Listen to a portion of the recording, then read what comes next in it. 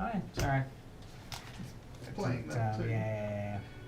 This, what happened to the stop? I don't know what happened to the stop. That was red, right? It's definitely red. I did not press it. Maybe this is...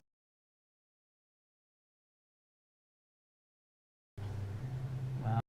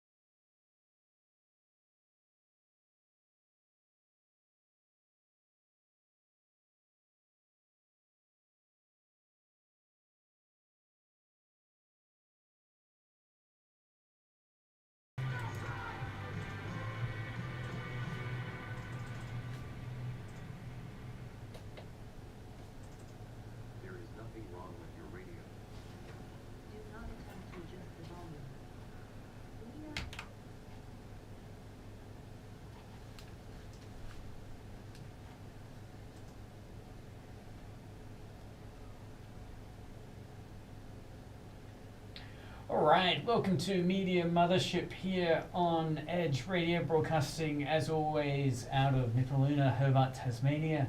On this show we explore everything that shapes our understanding through media of the world around us.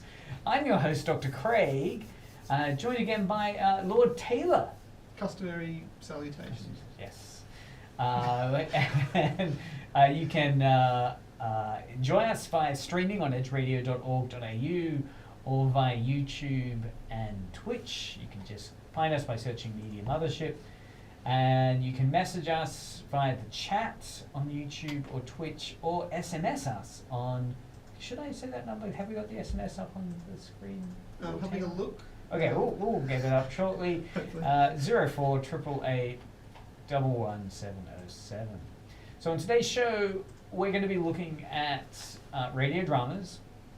Last week, we ended with the cliffhanger announcement of our own deep experimental AI dabblings. So since then, we've created two very short chapters or segments of a Harry Potter AI fanfic. Harry Potter AI fanfic. And we've also got the SMSs up as well. Oh, great! Yeah. So getting some great messages coming through. Oh yeah. And so yes, we're going to play experimental Harry Potter AI fanfic, voiced by some wonderful AI voices, and then we're going to play Glengare's theory of 6 essential questions to ask all storytelling, to see if the AI created. I'm going to go out and call them abominations. That's true. Creative works that have been produced stand up to it, and then we're actually going to listen to a classic bit of 1950s radio drama, the opening scene from Orson Welles' Hitchhiker, as delivered on the Suspense radio anthology. So Looking forward to it. Yeah, it should be very exciting. So keep listening. Edge Radio 99.3 FM, Media Mothership. Why is that so low? I thought it. Anyway. This is us still, and so on Media Mothership. Or maybe I've just not put the volume up very well there. Yeah, and of course the next thing we're going to be listening to are some exciting parts of. Slightly better, isn't it? Yeah.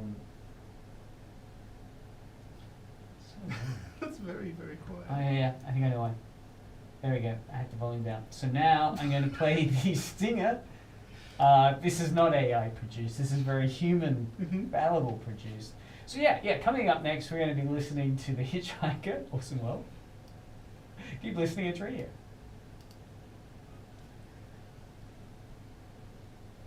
That's how it's done. Yeah. All right, welcome back.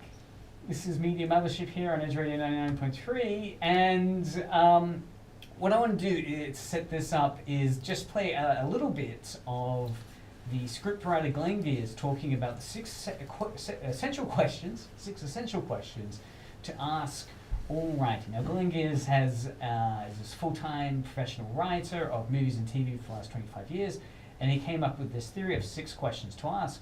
I'm going to set it up by playing a little bit from the Film Courage YouTube interview they did with him, asking him about how he defines story and 6 essential questions, and then we're going to go into some of the AI material and the Hitchhiker.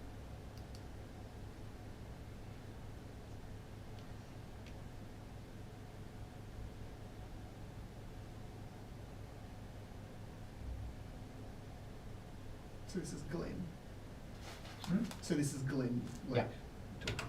Yeah, I've turned mics off. It's nice, you can do it, What's but that? it's also possible to tell a story with 11 names. It takes a lot of work. You have to follow each main character and follow their story all the way through the narrative. But in fact, I believe any story is really about how a character trying to accomplish something runs into other people who either help or harm their intention. It's sort of like Isaac Newton's theory of billiard balls. That they once they get set in motion, they will roll in that same direction because they're being pushed by a physical force. And I think a character is also being that they're trying to get somewhere and they're rolling in a certain direction until either they hit something or something comes along and knocks into them, and then that changes their direction. They're trying to get to that one place. So, all right. So just to pause it there. So what Glenn's saying is that the essential component of a story are characters interacting with other characters, and he uses the anecdote of billiard balls. You know, when you get your billiard ball stick and you hit a billiard ball and it hits other balls, as is the intention of playing billiards. And ricochets off. Yeah, ricochets off. He's saying that's exactly the kind of dynamics that can create really interesting stories of characters bouncing off of other characters. So mainly the 6 questions that he asks of a story are all centered around characters. Okay. So let's keep that in mind. So we'll skip forward a little bit as he talks about what the 6 key aspects are of this. So joining back here with his interview about how to define a story.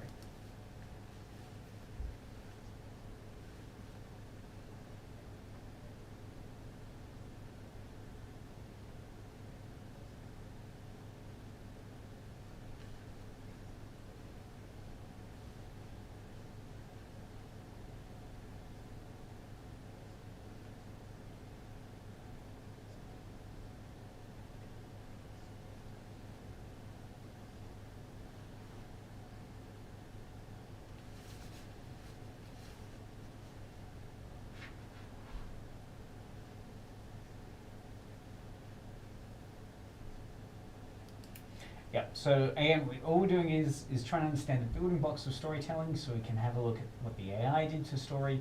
So he said, yeah, the building block is a character wanting to do something and maybe something gets in their way as a kind of basic premise.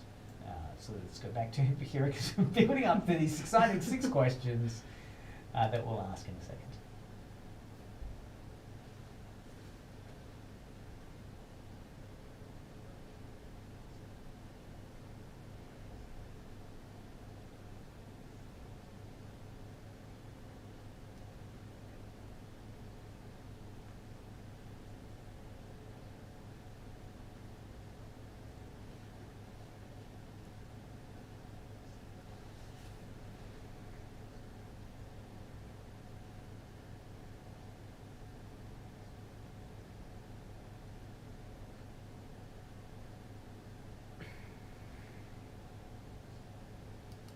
Yeah, so there we have the idea of character wanting to do something and obstacles come up. And yeah, so we could apply that to the idea of, a villain appears, you got the protagonist, our hero, and then the antagonist is the villain. So, like any film, Yeah. would probably like the Avengers are wanting to Avenge. and Thanos is the villain, basically stopping our heroes Yeah. from getting through. All right, so again, breaking down the key aspects of it. Well, let's listen to what he considers the first key question to ask. So here's his first key question.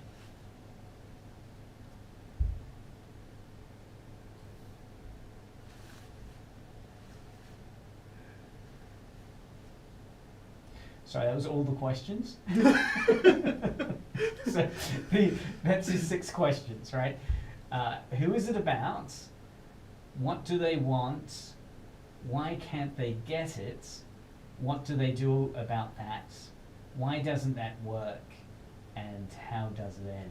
What do you think about those 6 questions? Do you reckon the AI would hold up to each one of those questions? Well, it would definitely do who is it about, because there's characters that are sort of all throughout the entire thing. What do they want? Probably not. It probably wouldn't have anything even resembling that. There's Well, no sort of like internal logic. Well, behind we can hear his definition Yeah. of that. So let's hear what Glenn defines the what do they want segment as, Okay. and then we might listen to our AI.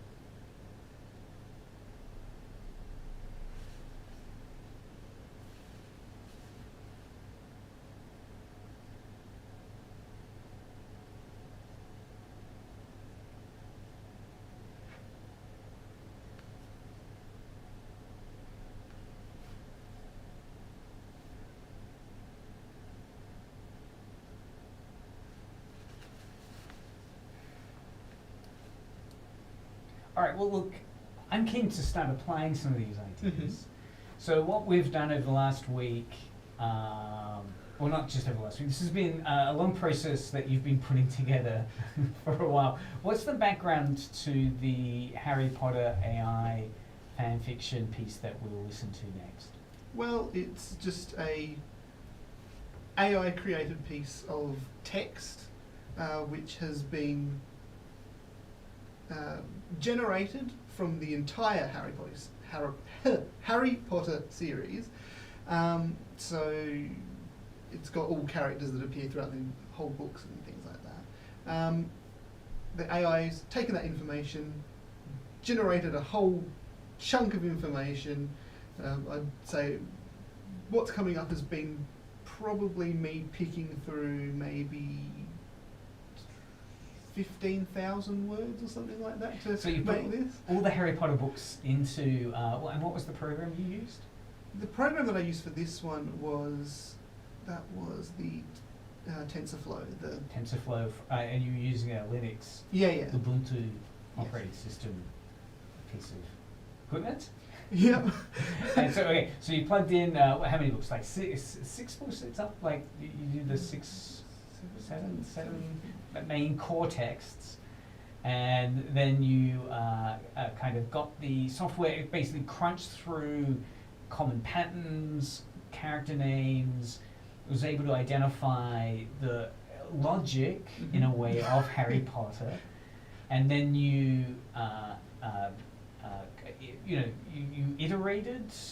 You got it to, because we were going through the process before, and you were saying that you can use a number of epochs. That's true. Yes. That measure the amount of time the software spends on developing its final piece of writing. Yes, and the total amount of time that I can't remember what epoch it got up to, but the total amount of time that I trained this particular data set on the Harry Potter texts was, I think it ended up being around 11 months. 11 months. So cumulatively, the computer kind of was crunching through the Harry Potter books over a period of 11 months, as it was developing and familiarizing and creating its.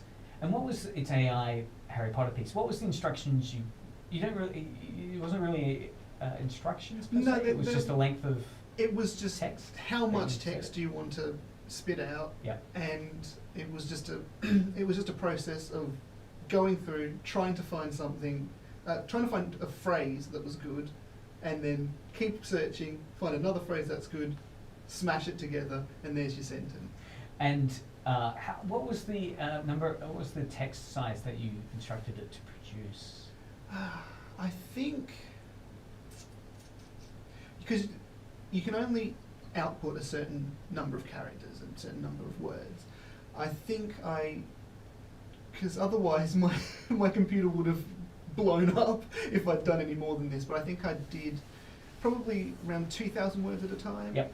And then just continued outputting. And then the final part of the assembly line, I guess, of producing what we're about to hear a short segment of, was you then going into the entire piece, as you say, 15,000 words, and sifting through there, trying to find gems, sifting through for gold. That's What are the, because a lot of it was nonsense, I imagine. A lot of it was just rambled speech of a Yes. madman.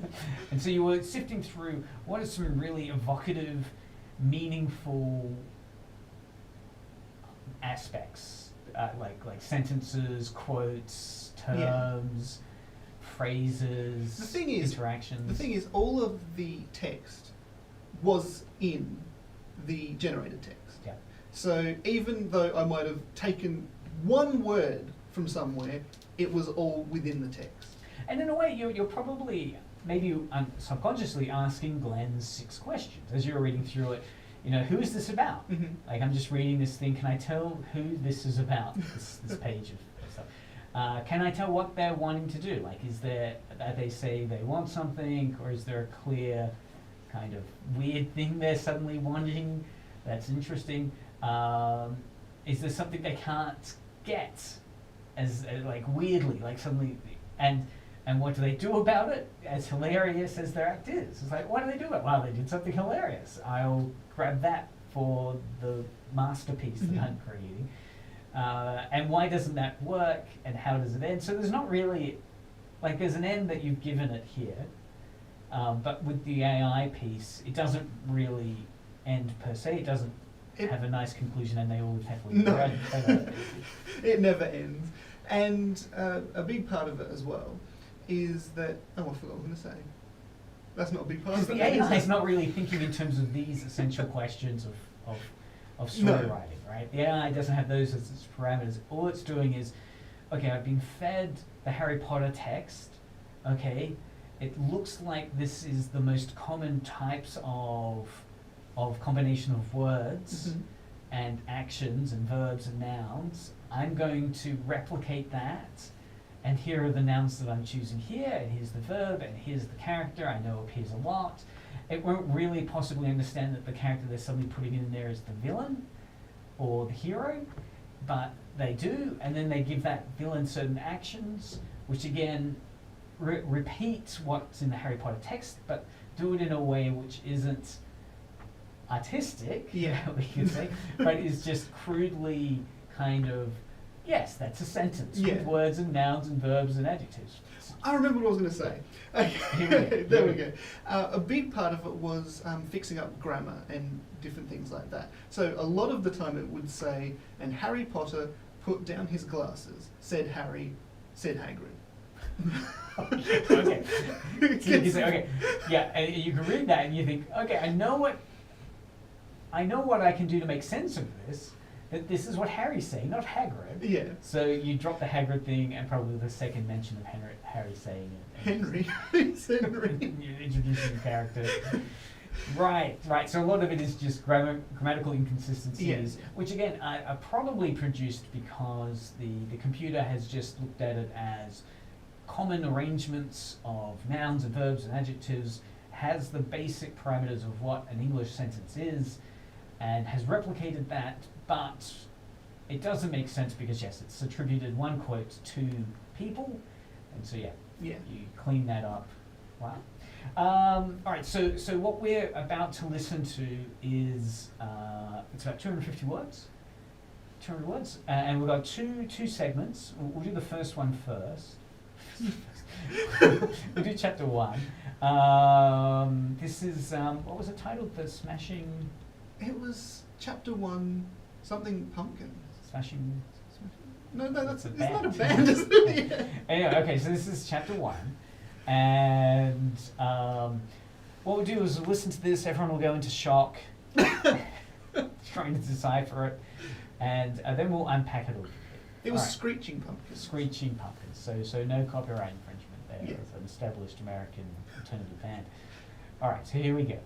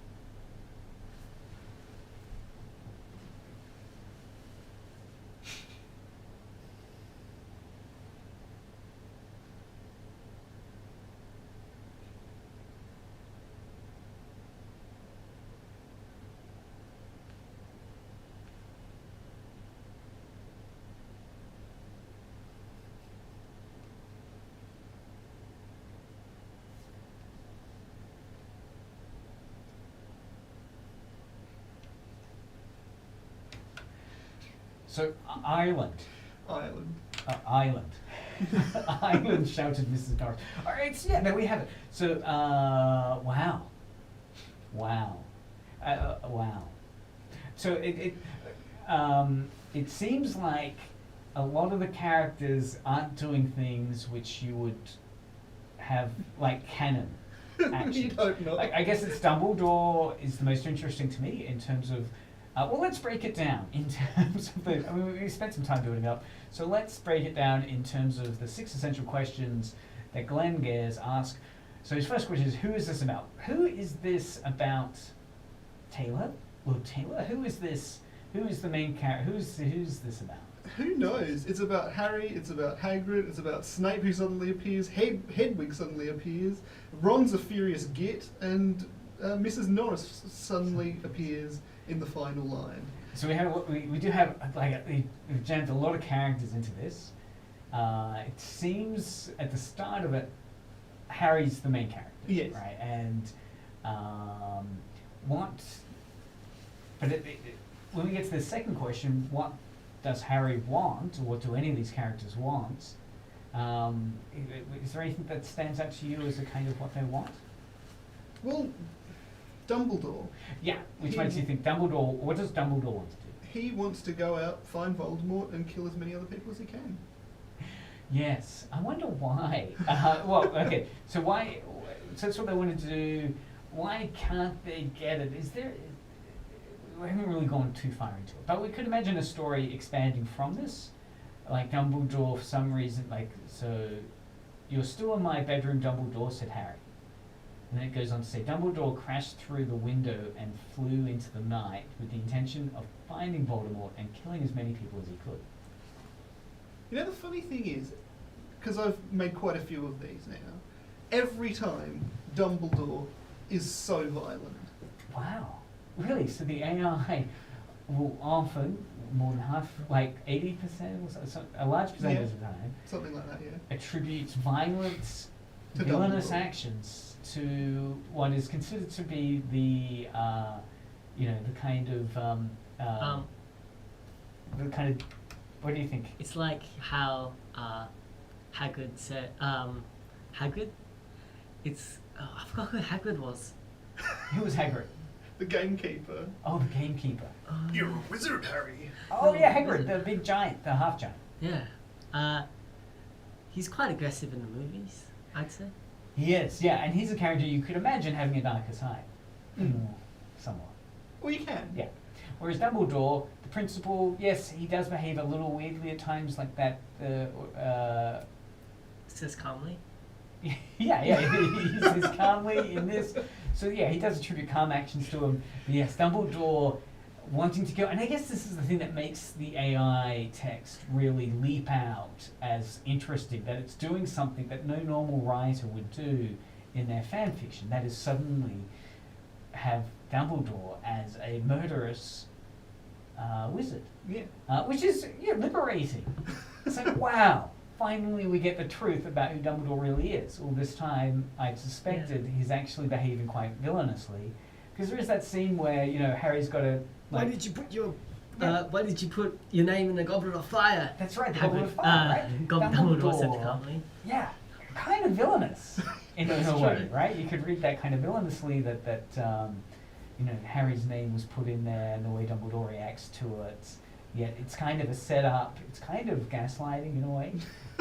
Let's just keep going with this character destruction. Okay, so that's very interesting. What do they do about it? How doesn't that work? How does it end? How does it end? It ends quite nicely, I think. It ends with Ireland, which Yeah, is a so- nice place. I've been there. Harry struggled a laugh and practiced falling to sleep. What's the joke, said Ron. And that works really well, because we know Harry's laughed, and then Ron and the AI gets it. AI says, Ron says, what's the joke? Weirdly, then Mrs. Norris pops up and says, Ireland. Wow. Wow. Which does make you think, what am I missing out on here? What's happened before? What's happened after? Is she a kind of anti-Irish? There's a kind of politics there. And then you could go into the whole depth of the UK's relationship with Ireland. Like, is this a political text now? Yeah, a political text that's been pushed forward by a cat. That's right, Mrs. Norris is the cat. Yeah. That's right. Because it's the groundskeeper, not the groundskeeper, the other guy has Mrs. Norris. Right? That's true. Wow. All right, let's go back and hear a little bit what Glenn would say about all this. Come on, Glenn, where are you? All right, so we'll hear a little bit about Glenn's theory about writing just to cleanse our palate. Yeah, we need that.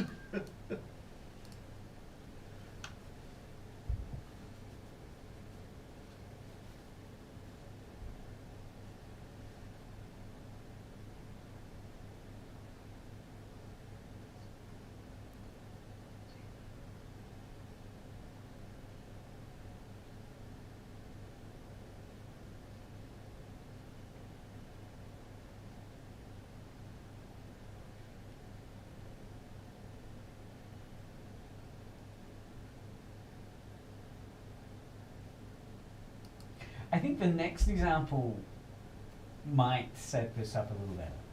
Okay. Okay, Yeah. so let's listen to the next example of the Harry Potter AI and see if we can discern some of those key questions that are being asked about a good story.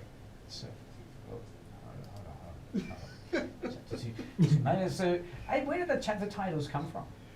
Well, for these particular ones, I did input Yep. a particular phrase. I put in chapter 1, and then whatever it had, I put as the next thing. Wow. So the AI created something leading on from your phrase, Just chapter chapter one, 1, and then a semicolon. 2 muggers, a weapon, and No, a just a natural hand.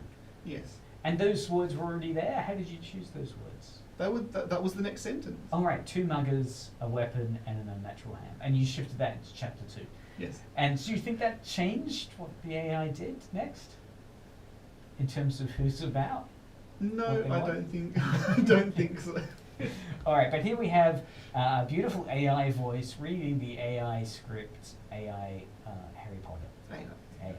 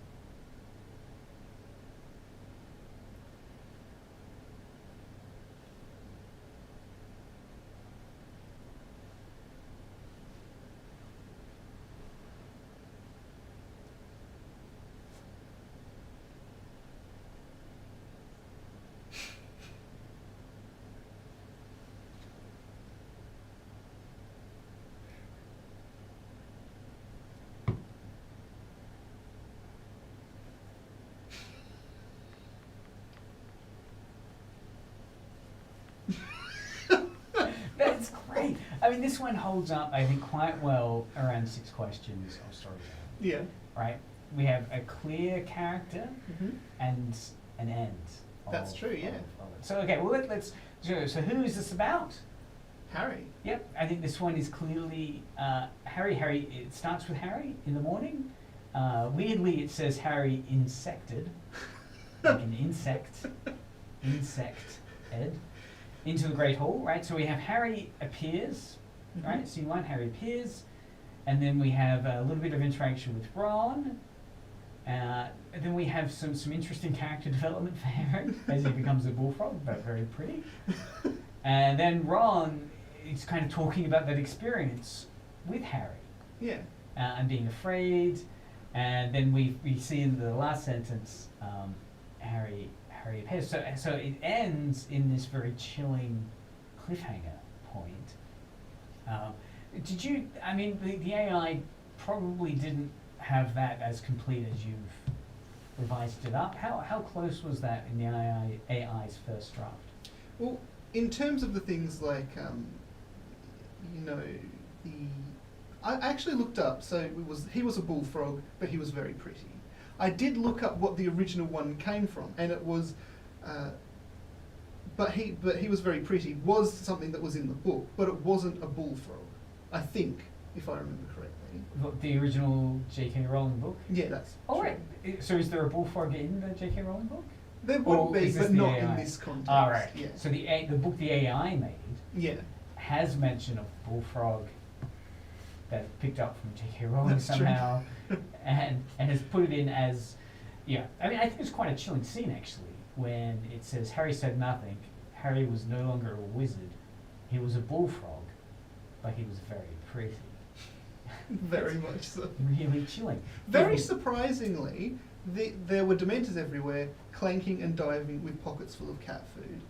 That had nothing to do with my sort of like creative process with this. That was a direct quote that it came up with. That was pure AI, you know. Wizardry. Wizardry. Yeah, because it's, again, wonderfully evocative. Dementors everywhere clanking and diving, and you think, clanking, that's weird. But then you understand, it's because their pockets are full of cat food. Yeah. Which is weird, but that's where the kind of forensic fandom comes in. It's like, oh, okay, maybe then Dementors have cats. Isn't that unusual? That's true. Or maybe they use the cat food because they can't process other food. They eat cat food. There we go. I'm going to update the Wikipedia entry for Dementors immediately. All right, so we've got, here's about what do they want. Do we have any sense of what characters want in this?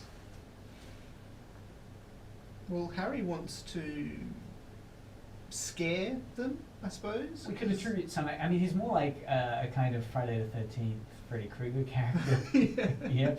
Yeah, I mean, we could say he wants to, we don't know why, but I'd say Ron obviously is afraid and has been hiding. So That's true, yeah. we have some good attribution of what Ron wants. He wants to hide from Harry. Why can't they get it? Why can't Ron ultimately hide from Harry? Because because he's like Freddy Krueger at this point. Harry I is- suppose, yeah. Yeah, I mean, I'm seeing this more like a Friday Horror. the 13th. Why I get it? So what do they do about it? Oh, we don't know yet. Why doesn't it work? Well, we could see. Basically, we could see at the end of this, it does set up your classic, Freddy Krueger, Nightmare on Elm Street, Teenage a la horror. Harry Potter. And it ends nicely. Yeah, my name's not. What did you think about the ending? My name's not Harry, said Harry. It's Harr. Roger the Budge. Roger the Budge. Roger the Budge. Does Roger the Budge come up any further in the original AI Unfortunately, piece? no. Yeah, and Roger the Budge is not a character in J.K. Rowling's No. source material. But those words do exist within it. Roger and the And Budge. Yeah. They do. They just have not been put together that way. And also they've not been put together. It's weird that it's capital H, capital A, capital R, Roger. The Budge. Roger. the Budge. I was really interested to see what the AI would make of that, and it just spells it. Yeah. H-A-R, like an acronym. H-A-R, Roger, like HP Puff and stuff. it's just, H-A-R is the abbreviation of his first three names, obviously, and Roger, H-E-R, Roger the Budge. But here you see him blossoming as well. It's like, my name's not Harry, said Harry. It's Roger the Budge. He's chosen his Oh. new name. Look, and it does set itself up so nicely as a kind of Act 1 moment of like, wow, what's going to happen next? Or it could be the end act of the first movie. Cliffhanger, oh my god, Harry has ascended into H-A-R, Roger the Budge, who obviously is a bullfrog but very pretty and no longer a wizard. It's really interesting the kind of radical shifts in gear change. Mm. I mean, this I'd say this one very much horror. Did you find that in terms of genre, as you were reading the original AI, it did lend itself more to surreal horror? Not so much, actually. Well, apart from the fact that Dumbledore is obviously off somewhere killing someone, usually, That's when I'm horror. reading through it. But, no, I just sort of, like, pick things out and see what happens, where it goes, I guess. Yeah, look, and it is intriguing, I think. I mean, what I find so fascinating about it is as you're listening to it, the human mind making sense of it. So your first read over the original AI would have been making that heavy lifting of kind of like, yeah, I think I understand this. All right, let's bring in this part here. I mean, you haven't rewritten much. In terms of the rewriting process, how would you define that? How would I? Yeah, you define- haven't like added like half of it as your Oh, own no. words. This is pretty much most of the AI piece, and you've kind of polished it for grammar, clarity. All of it has been. All of it is the AI. All of it has been written by the AI. It's just the sequence, I guess, has been changed. Some of it has been cherry picked from other spots. Yeah. And look, it'd be interesting because again, what we want to do next is set up a Superman story based on Superman radio dramas to see if how a piece might look that attributes specific dialogue to characters. Mhm. But it also has sort of like a logic in this particular piece that is just wrong, just slightly. So it's like, that's enough, said a cold, thin voice that raised Ron's socks. Oh yeah. So instead of that kind of raise the hair on the back of his neck, Yeah, is which what is it the probably phrase should you would be. know, it's still, which is very artistic. It's still wanting to gesture to wants a phrase in English that explains bodily the sensation of fear. Mm.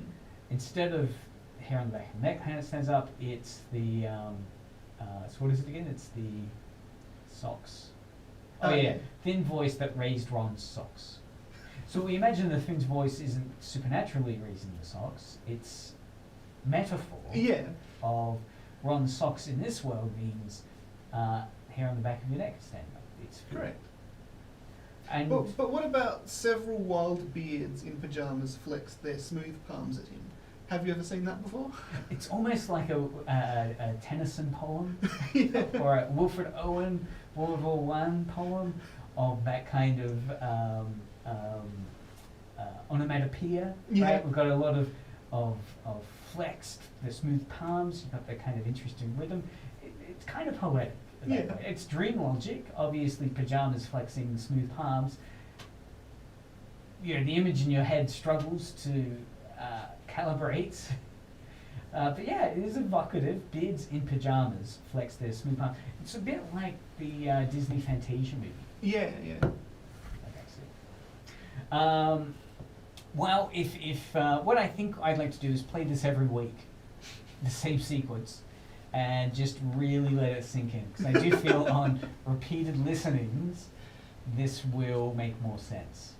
So I think every week, we'll throw in some new stuff. Well, in fact, what we'll do is I want to play it just as a palette cleaner, an actual professional now doing radio drama. So we'll play the start of The Hitchhiker, a classic Orson Welles suspense drama, just to see what a non-AI bit of storytelling can be like in its establishing scenes. So this, there's a little bit of dialogue at the start of this with Orson Welles explaining his personality and his invitation to come up to do this.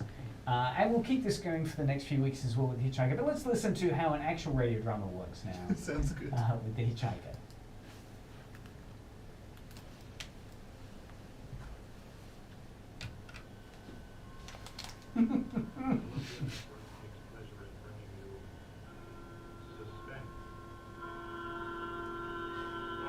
I think the AI voice actually works quite well. Yeah. It really, because it breaks up the flow. Because I think if it was just one of us reading it again, I would have difficulty disconnecting. Yeah. So having the AI piece and then being able to quote from it, talk about it. Scored by Bernard Herrmann. The The notable melodramas from stage and screen, fiction In and terms radio, of next presented each week, to bring you do you to reckon the there's edge of your anything chair. further that you have? Keep That, you in What suspense. do you mean further? like some Harry Potter pieces like what we've already done? Oh yeah, I've got like 15 of them already. I'll just do another one as well. Good evening. Great. This is Orson Welles. In fact, I might be able to Very happy do I like am to an be back early in the United one, States, which back on the was Columbia Network. maybe 2 months in, that I did 2 months in, and then one which is at the Back to very old end, friends like Johnny and like Depp, sort of who's compare how tonight's director, different they are. Bernard Herrmann.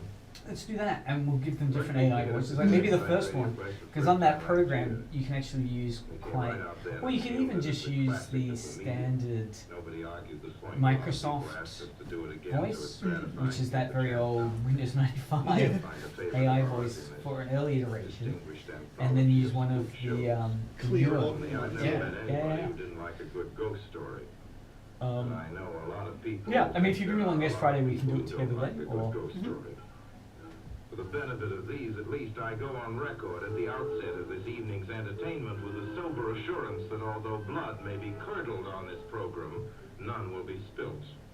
There's no shooting, knifing, throttling, axing, or poisoning here. No clanking chains, no cobwebs, no bony and/or hairy hands appearing from secret panels, or better yet, bedroom curtains. If it's any part of that dear old phosphorescent foolishness that people who don't like ghost stories don't like, then again, I promise you, we haven't got it. Not tonight. What we do have is a thriller. It's half as good as we think it is. You can call it a shocker. It's already been called a real Orson Welles story. Now, frankly, I don't know what this means. I've been on the air directing and acting in my own shows for quite a while now, and I don't suppose I've done more than half a dozen thrillers in all that time. Honestly, I don't think even that many, but it seems I do 'Cause, have yeah, a that was the reputation show. to be uncanny. Yeah, Quite really. possibly. Yeah, and once you have Debate of mine two involving a examples, couple of and then planets, which shall be nameless. play a theory piece, I might try and find a better. There's some Doesn't other matter. Don't theory think I pieces disapprove of thrillers. I which don't. might work a bit better. A story doesn't have to appeal to the Um, heart. It can also yeah. appeal to the spine. I can see this format Sometimes you working. want your heart to be warmed. Keep practicing Sometimes you live. want your spine to tingle. Practicing The in thing live is to be radio. hoped will be quite Yeah, and honorable I still reckon tonight. there's something The Hitchhiker. that might will come out of The name this of our story. The Hitchhiker. as I get there's so much though. It's like, yeah, I really don't make it easy on myself. What do you want to do? It's 10-2. We can come back and I'm in an auto camp on Route 66, just west of Gallup, New Mexico. wrap up the show and then Right, hand no, over it'll help me. to Keep me from Tape going, off? going It's, crazy. it's up to you. I don't mind. I gotta tell this quickly. Bleeding I'm over not 10 minutes crazy into now. I it, feel if you've got perfectly more to well, say. except that I'm running a slight temperature. Well, there are some stories, but My I name don't is Ronald enough Adams. time. I'm 36 years of age, unmarried, tall, dark, with a black mustache. I drive a 1940 Buick, license number 6Y175189. I was born in Brooklyn. All this I know. I know that I'm at this moment perfectly sane. That it's not me who's gone mad. Something else. Something utterly beyond my control. We might come in and then I'll just say a little bit about how this clearly does have characters. This may be the last thing I ever tell on earth. Uh, The last night I ever see the stars. 6 days ago I left Brooklyn to go. Alright, we'll come on in about 10 seconds. Yeah.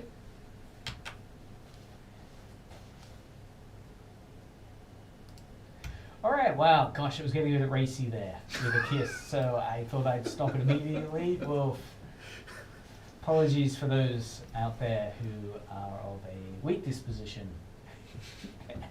Anyway, I do feel like Orson Welles' The Hitchhiker does establish very clearly who it's about, and you know, and it's only the first act. So again, we're hearing that here's a guy obviously concerned for his sanity, right? Something's happened. We're about to hear something in the next 25 minutes that has caused this character to be very troubled about their sanity.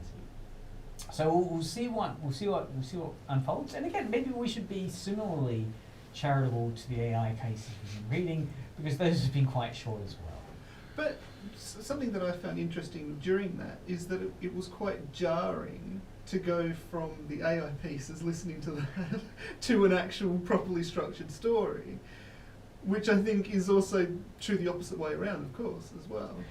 Yeah. Well, look, I do think these are all just conventions, right? I mean, in terms of the jarringness of going from a dream logic piece to a well-structured piece of writing shows that we've been indoctrinated in a way, or cultured in a way of understanding the conventions of what a storytelling is, right? So we hear someone's voice, and this setting up what we know are various tropes for Act 1, right? So they're establishing who their character is, they're establishing their relationship with others. We have here, just as I've cut off, obviously the introduction with the mother that he kisses, which is awkward. Possibly. It's fine to kiss a mum. Sorry. Don't know why my mind went elsewhere. Possibly because of the dream logic sequences. There we go. Moving on. But again, these are conventions. These are conventions. If we look at previous centuries of writing, Gilgamesh. If we try and read the original Gilgamesh, in the original, translated text in Gilgamesh, we might still find it frustrating to read because it's not conforming to contemporary, post-war writing practices. Shakespeare as well, you need to understand some of the writing techniques and conventions that were operating in those days to understand why the setup is like it is, why the act structure is playing out like it is. So yeah, these are all conventions, aren't they? Yes, they are. Tomorrow, and tomorrow creeps in this petty place from day to day. Nice. It's getting close to that feeling of saying, is the AI pieces that we're creating evoking that idea of the cliche of putting 1,000 monkeys in a room, and if you let them write for long enough, they'll eventually write a Shakespeare piece. The complete works of Shakespeare. Yes, this is the cliche. So, similarly, in a way, this is what our errand is with texts that we're creating through the AI. Will we stumble across the AI creating actually something which is genius? Probably not. Not. Yeah. And then I guess, this is a journey that we're about. This is the question we're raising. As we begin to create more AI pieces for this, listen with us as we might create something quite good. Well, it's entertaining at least. Yes, hopefully, if nothing else, entertaining. Thank you very much, everyone, for listening. So this has been Dr. Craig, joined by Lord Taylor, and our guest, Ronan. Hi. Master Ronan. On Media Mothership here on Edge Radio. Show notes are going to be available via the episode description on YouTube and Twitch, as well as this comes out on podcast. Next week, we're going to iterate a little further with the AI Harry Potter fanfic, but I'm going to get some more interviews with famous writers talking about their craft to interrogate the AI produced material through, unfairly or not. And we'll also cleanse our palate. I like that phrase, palate cleanser, with the further story of Orson Welles' classic, The Hitchhiker Story. You can listen to previous episodes on YouTube, Twitch, and at edgeradio.org.au, or your podcast provider of choice. Find out more about Media Mothership on Facebook, Instagram, and now the new Discord channel. Taylor, would you like to say anything about the Discord? We've got a new Discord channel. Yeah, it features a number of shows on Edge Radio. There's Media Mothership, of course, and the show coming up next, K-Pop Unlimited. Sounds like a good show. It's going to be fantastic, so keep listening to that. So on Discord, you can come and join us. You can get an invitation link on the Media Mothership Facebook or Instagram page, or contact us directly via the Edge Radio website, edgeradio.org.au. If you've enjoyed listening to this pop culture deep dive, also check out Edge Radio's Millennial Think with Hannah and Miranda every Wednesday at 10 a.m.